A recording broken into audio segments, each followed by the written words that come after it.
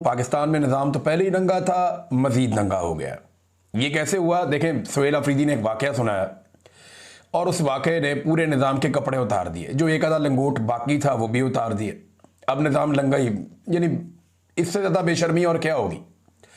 पाकिस्तान का वज़ीर आज़म इतना बेबस हो सकता है? जब इमरान खान साहब ने जेल से कहा ना कि लेला है, जब इमरान खान साहब ने जेल से कहा कि अर्दली है, तो बहुत सारे लोगों को एतराज़ हुआ कि यार कुछ भी है, बेचारा प्राइम मिनिस्टर तो है ना, जो भी है उस कुर्सी पे उसको चाहे जैसे मर्जी पकड़ के बैठा दिया है, लेकिन है तो प्राइम मिनिस्टर की सीट है। लेकिन इमरान खान साहब ने जो कहा वो शहबाज शरीफ ने साबित किया कि इमरान खान बिल्कुल दुरुस्त कह रहे हैं। इमरान खान ने माजी में कहा था कि ये पाकिस्तान की इज्जत को खाक में मिला देंगे, पाकिस्तान की खारजा पॉलिसी को गिरवी में रख देंगे, ये मईशत को तबाह कर देंगे और ये इसराइल को तस्लीम कर लेंगे। ये सारी बातें इमरान खान साहब ने जो जो कही वो दुरुस्त साबित होती चली गई और अब तकरीबन कोई भी चीज़ बाकी नहीं रही। सुहेल अफरीदी एक स्टूडेंट लीडर है, ज़रा मुख्तलिफ भी होगा, लाजमी बात है, उसकी ट्रेनिंग है पॉलिटिक्स की पुरानी। वो कोई सोने का चम्मच लेकर तो मुंह में पैदा हुआ नहीं।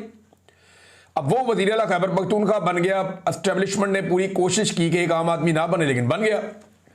अब वो अच्छा करता है बुरा करता है ये तो आने वाले वक्त में पता चलेगा। सुहेल अफरीदी के सामने इम्तिहानात बहुत बड़े हैं और सफ़र बड़ा लंबा है। देखना यह है कि सुहेल अफरीदी कितनी कोशिश करते हैं और कर पाते हैं या नहीं। इन सवालों के जवाब हमें आने वाले वक्त में मिलेंगे। मगर शहबाज शरीफ साहब ने टेलीफोन किया सुहेल अफरीदी को, ये उन्होंने बताया अडियाला जेल के बाहर पहुंच के। एक तो सुहेल अफरीदी जब अडियाला जेल के बाहर पहुंचे तो इमरान खान साहब से उन्होंने मुलाकात करनी थी। एक दिन पहले उन्होंने हलफ लिया और अगले दिन पहुंच गए इमरान खान साहब से मिलने के लिए। काबीना बनानी है, काम करना है, लीडर से पूछेंगे क्या करना है। तो जब वो पहुंचे वहां पे तो उनको मुलाकात नहीं करवाई गई। अडियाला के दरवाजे वज़ीर आला खैबर पख्तूनख्वा के लिए नहीं खोले गए। अब ये दरवाजे खुलवाने के वज़ीर आला के पास 100 तरीके होते हैं, लेकिन सुहेल अफरीदी ने कहा जी मैं पहले सारे कानूनी तरीके इख्तियार करूंगा, मैं अदालत में जाऊंगा, मैं दरवाज़ा खटखटाऊंगा, जो जो आईनी और कानूनी फोरम है उन तमाम के ऊपर मैं दरख्वास्त करूंगा कि मेरी इमरान खान से मुलाकात करवाई जाए। फिर भी नहीं होता तो जो पुरअमन एहतजाज का मेरा एक अपना हक है वो फिर मैं इस्तेमाल करूंगा, और वो हक जो है उसके बहुत सारे तरीके हैं। और खैबर पख्तूनख्वा का वज़ीर आला, एक सूबे का वज़ीर आला, ये मुमकिन नहीं है कि उसकी इमरान खान से मुलाकात ना हो। अगर वो करना चाहे तो वो टेढ़ी उंगली से घी निकाल सकता है, ये हम सारे अच्छी तरह जानते हैं। अब एक बड़ी अजीबोगरीब बात बताई सुहेल अफरीदी ने। उसने कहा जी मुझे शहबाज शरीफ का फोन आया था, तो शहबाज शरीफ ने मुझे मुबारकबाद दी। अब इस पे ना कुछ खबरें आई हुई हैं कि वज़ीर आज़म ने फ़ोन किया और मुबारकबाद पेश की और नेक तमन्नाओं का इजहार किया, और उन्होंने कहा मुल्की मफाद में वफाक नए वज़ीर आला के साथ मिलकर चलने को तैयार है। ये सारा कुछ जो है, हालांकि इससे पहले इसको रोकने की बड़ी कोशिश की। यही शहबाज शरीफ के जो इंफॉर्मेशन मिनिस्टर ना, बाकी लोगों ने मिलकर प्रेस कॉन्फ्रेंसें की, कभी नहीं बनने देंगे, हम देखते हैं कैसे बनता है। बड़ी बड़ी इन्होंने ज़मीन आसमान के कलाबे मिलाए और वही मिलिट्री एस्टेब्लिशमेंट के कहने पे। लेकिन हुआ क्या? वो बन गया। अब जब बन गया तो उसको मुबारकबाद का फोन किया। ये आत्मा में हुज्जत है। ये बात याद रखें कि जो इस वक्त मिलिट्री की आदत है या इस वक्त जो पाकिस्तान के अंदर अर्दली हुकूमत बैठी हुई है, ये मिलकर एक ऐसे हालात पैदा कर देंगे कि इनके सामने कोई रुकावट ही ना हो, क्योंकि डोनाल्ड ट्रंप ने बज़ाहिर अपना हाथ इनके सर पर रख दिया है। अब ऐसी सूरत हाल में ये कोई रुकावट बर्दाश्त नहीं करेंगे। सबको अपने इक़्तिदार को तूल देना है और इन सबको पता है कि अवाम इनकी दुश्मन है। जिस दिन ये अवाम के हत्थे चढ़ गए, अवाम इनकी तबीयत साफ कर देगी। ये सारे जानते हैं, अच्छी तरह जानते हैं। लिहाजा अब वो हर वो रास्ता बंद करेंगे जहां से उन्हें इस बात का खदशा हो कि अवाम उनके सामने आकर खड़ी हो सकती है। तो शहबाज शरीफ को सुहेल अफरीदी ने कहा जी कि अवाम को कोई सजा नहीं मिलनी चाहिए सियासी मामलात के हवाले से।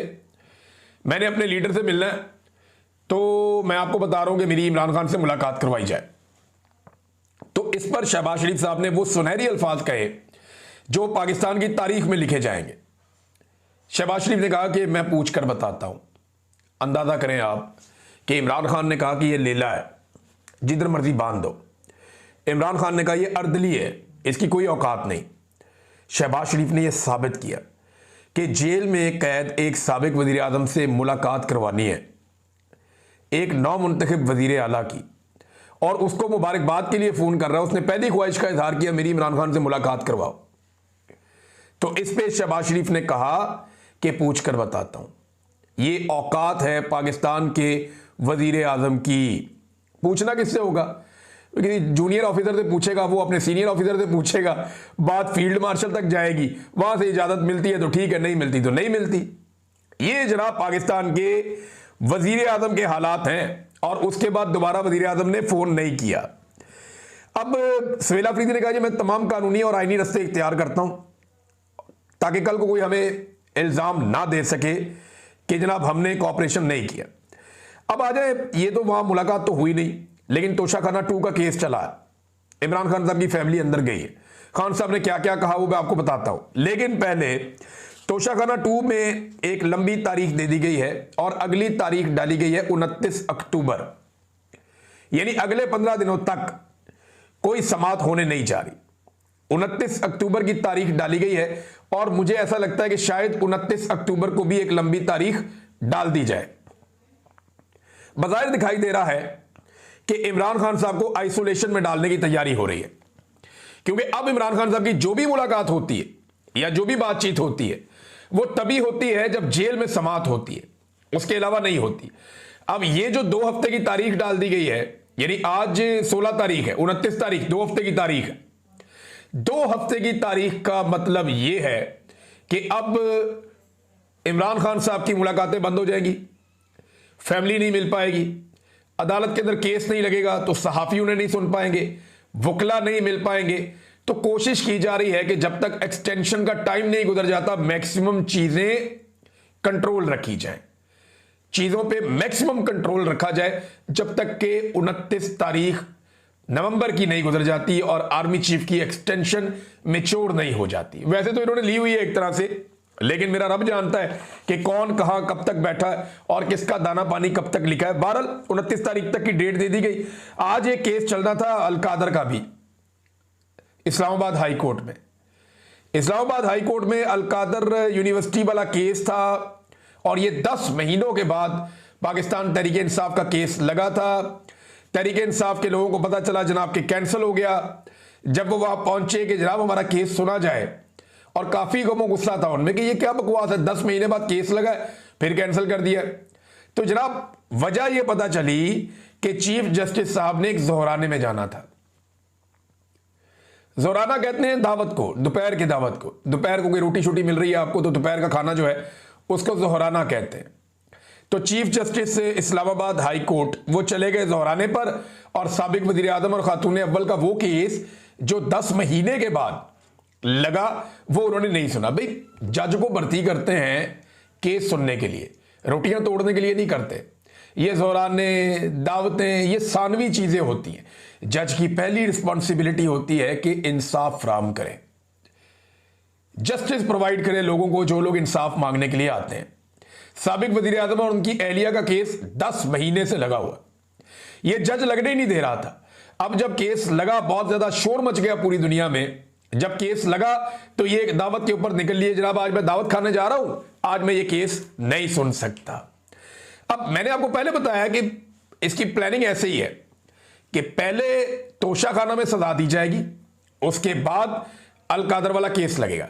अब या तो अलकादर वाले केस की डेट एक लंबी दी जाएगी या जब भी डेट दी जाएगी उसके बाद फिर एक और डेट दे दी जाएगी, जो मुझे समझ आती है। क्योंकि पहले ये कोशिश करेंगे कि तोशाखाना में इमरान खान को सजा दें और उसके बाद अब पीका के तहत इमरान खान पे एक और मुकदमा दर्ज करने का भी इन्होंने फैसला किया है। और हुकूमत पंजाब कह रही है जी पीका के तहत इमरान खान साहब पे मुकदमा दर्ज किया जाएगा। वो कर ले पहले कोई 200-300 मुकदमे इमरान खान पे, ये और भी हो जाएगा तो कोई फर्क नहीं पड़ता।